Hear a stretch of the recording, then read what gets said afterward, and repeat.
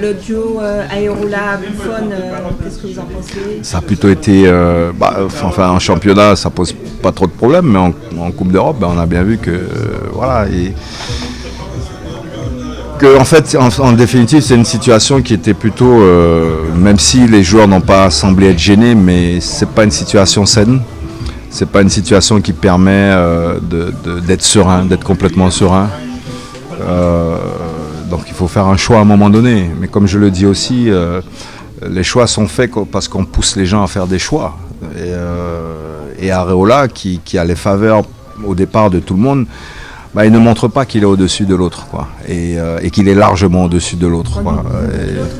De Buffon, bon, c'est Buffon ou un autre, hein, mais quand vous êtes mis en concurrence, c'est des choses que j'ai vécues, c'est pas trop un problème, mais à un moment donné, il faut que la concurrence, c'est ça, hein, c'est je bosse mieux que l'autre, je suis meilleur que l'autre, donc je dois le prouver, quoi.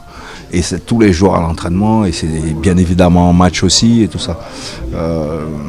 Donc là, même si Areola il a progressé, il a pris une dimension supérieure, mais c'est pas suffisant encore. Je trouve que ces garçons-là ont des capacités athlétiques extraordinaires et qu'ils ne les exploitent pas. Voilà, et puis après je pense que techniquement le poste de gardien a beaucoup évolué, il y a eu beaucoup de changements, on n'est plus dans le même jeu, le PSG... Qu'est-ce qui a évolué pour vous? En fait, les gardiens on joue différemment, maintenant ils ont plus le ballon, le gardien est plus, c'est ce que je disais à l'époque, que moi j'étais un footballeur, j'étais pas un gardien de but. Donc aujourd'hui les gardiens c'est des footballeurs, on va dire que c'est le dernier qui est dans le but qui est là, donc c'est comme le goal volant de l'époque. Donc, quand on était gamin, non, il y a beaucoup plus de jeux au pied pour eux. Et j'ai l'impression qu'on les fait beaucoup travailler là-dessus. Donc, aujourd'hui, pratiquement tous les gardiens jouent, ils assurent. Mais à l'arrivée, ils ne savent plus défendre un but. Et dès qu'il y a un ballon qui arrive, ça rentre. Donc, j'ai un peu de mal avec ça. Je trouve les gardiens aujourd'hui ont beaucoup baissé techniquement. Ils sont plus grands, plus costauds, mais ils se déplacent moins vite, ce qui est logique. Et puis ils défendent moins le but. Et on a développé une technique de gardien plus ou moins qui ressemble au gardien de handball. Mais un but de football, c'est pas un but de handball. Donc moi, si j'écarte les bras, je suis sur les deux camps les deux poteaux du handball. Je fais ça au football. On vous surnommait le chat d'ailleurs. Oui, mais les ballons, il faut aller les chercher, quoi. Donc les gardiens, ils vont pas les chercher aujourd'hui. Ils défendent mal, ils savent pas défendre. Donc pour moi, un gardien, il a tout son corps pour défendre. Et eux, ils se mettent debout et puis voilà, ils écartent les bras et ça sent moi, ce que je reproche globalement aux joueurs aujourd'hui, c'est de ne pas sentir le jeu, quoi. Il y a ce qu'on apprend, mais il y a l'instinct, voilà, quoi. Et je trouve que les gardiens aujourd'hui, ils ont pas d'instinct, ils anticipent pas, ils voient pas, ils sentent pas le jeu, quoi. En fait, ils sont un peu robotisés et c'est pas génial, quoi. Il y a beaucoup d'entraîneurs de gardiens aujourd'hui qui n'ont pas été gardiens de but. Et là non, quoi. Là non, parce que effectivement il y a des choses que seul un gardien peut comprendre, peut anticiper, peut voir. Mais si on est sur de la théorie, voilà, ça donne ce que ça donne. Hein, quoi. Et au niveau de l'équipe de France, les champions du monde de 2018, par rapport à vous quand vous étiez champion du monde en 98, qu'est-ce que vous pensez de cette équipe championne du monde ? Avec Mbappé. Oui, bon, c'est une équipe. C'est un groupe qui est totalement différent parce que nous, à notre époque, c'était un groupe mature.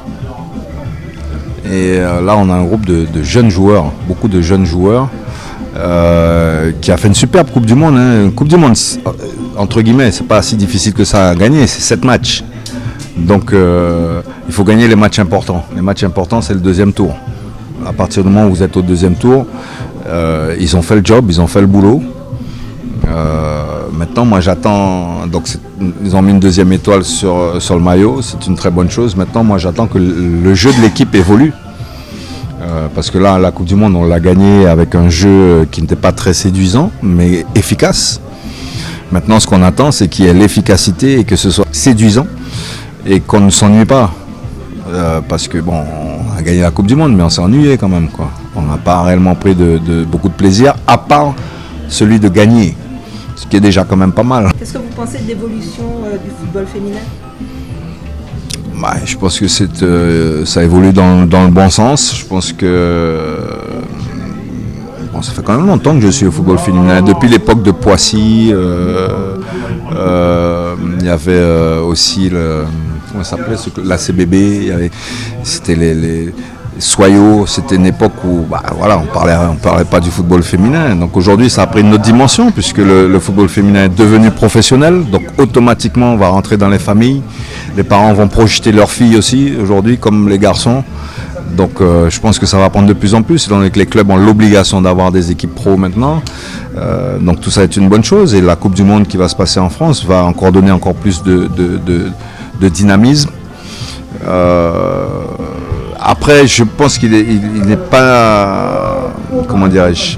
On ne peut pas comparer une équipe de France et Lyon.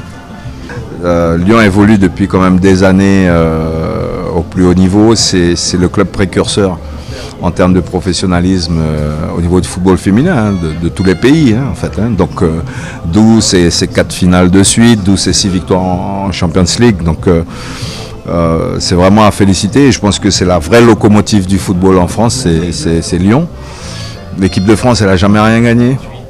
Lyon, la majorité des joueuses majeures ne sont pas françaises. Et ça dessert l'équipe nationale. Donc maintenant qu'il y a le PSG, qu'il y a Reims, qu'il y a d'autres équipes, donc je pense que Montpellier, ça va aider à ce que le niveau de l'équipe nationale grimpe. Et puis on a des filles maintenant qui jouent à l'étranger aussi, tout ça. Donc au fur et à mesure, c'est en train de venir. Et les filles du PSG, qu'est-ce que vous en pensez ? Elles font de bonnes saisons, elles sont jeunes, elles sont talentueuses, mais malheureusement elles ont Lyon devant elles. Il faudra encore quelques années pour qu'elles arrivent à ce niveau-là. Surtout que la politique n'est pas vraiment la même. À Lyon, on a quand même le Ballon d'Or féminin à Lyon. Donc aujourd'hui, on n'en est pas encore là au niveau du Paris Saint-Germain, mais ça se rapproche au fur et à mesure. Cette année, elles ont fait un bon parcours en championnat. Elles ont plus ou moins embêté Lyon. Mais contre Chelsea, elles ont fait un bon match aussi. Ouais, donc ça avance, ça progresse au fur et à mesure, mais il faut encore quelques années avant d'arriver vraiment au top.